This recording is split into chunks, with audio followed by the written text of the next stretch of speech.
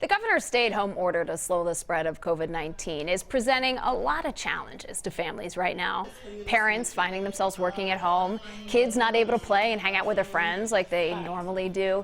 So Dr. Gigi Chawla, who's Chief of General Pediatrics at Children's Minnesota, is here to talk with us a little bit about what parents and kids can do. Gigi, thanks so much for coming in today. Yeah, thanks for having me. Yeah, let's first start with the kids. Having to spend so much time at home, having to spend time away from their friends, what should parents be concerned about there? Short-term, long-term impacts? Well, first recognizing how challenging this is for everyone involved. Certainly parents' schedules have been completely upended, and because of that, children's schedules have also been really upended. They're not able to play with their friends and engage and have that type of social interaction. And so you can expect for behavioral challenges to start to blossom during this time. You know, as far as impacts for children and their development, you do want to still foster an environment as much as possible where they're being creative and active and learning and engaging. So you talk about some of those behavioral problems, and I know in our house I've been trying to give the kids a little leeway if I see something that's kind of out of the norm for them. But you still have to have rules. You still have to have a regular household. I mean, what should you be looking for? What should you be doing if kids might be acting out a little bit?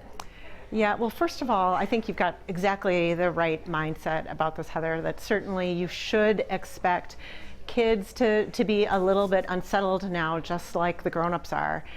Children's Minnesota, we're really excited to partner with a new tool called Behavior Checker. And if you go to our website, childrensmn.org, and in the search box put in Behavior Checker, it is amazing.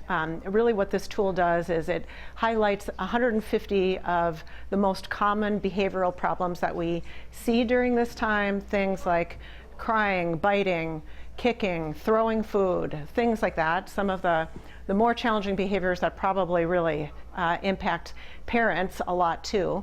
And it teaches you how to get through that.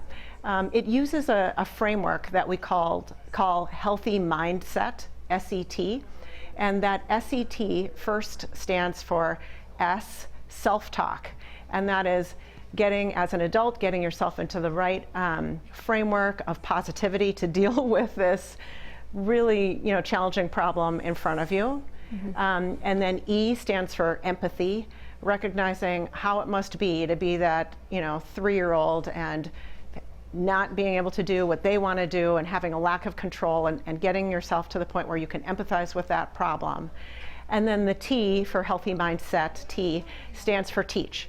And teaching your child how to have the behaviors that you would want for them to be displaying. And in that tool, for each individual problem that you list, either in English or in Spanish, then it tells you what you should do and the things that you probably shouldn't do, or the things that might be exacerbating the problem. So really, really helpful for families, I think. Gigi, can we talk a little bit about parents here? I want to read you something a friend of mine posted on Facebook or on Instagram. She has 2 little ones. She said, "Today was a tough day. We have our schedule, we have our activities. It was gorgeous outside. Too many timeouts, too many tears while trying to keep up with a busy day." She said, "I'm trying, sweetheart. I'm trying." And that hit me because I think there are a lot of parents feeling like they're trying to have to do everything right now. How do they maintain some sort of balance? Well, first recognize that parenting is the hardest job that there is.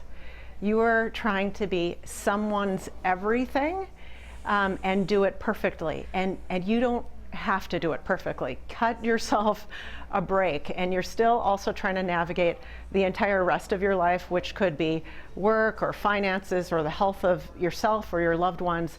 So give yourself a break during this time.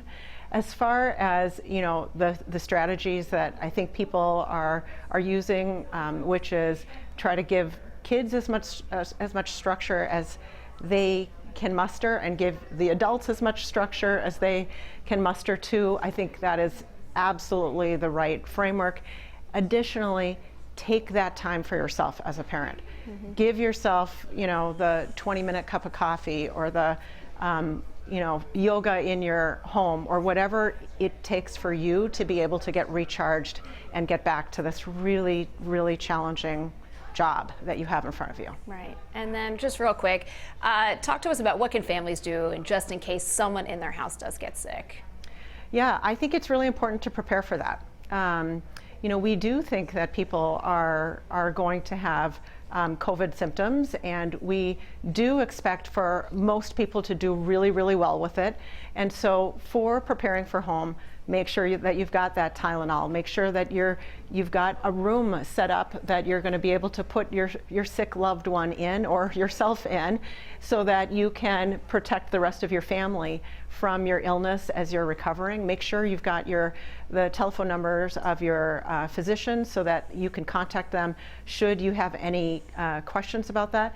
And then if you're the parent, you really want to also prepare who is going to take care of your children when you are sick. Right. And get that list together in your head, have those conversations with your friends or loved ones to make that plan. All right, Dr. Gigi, as always, just really great advice. Thank you so much. We really appreciate it.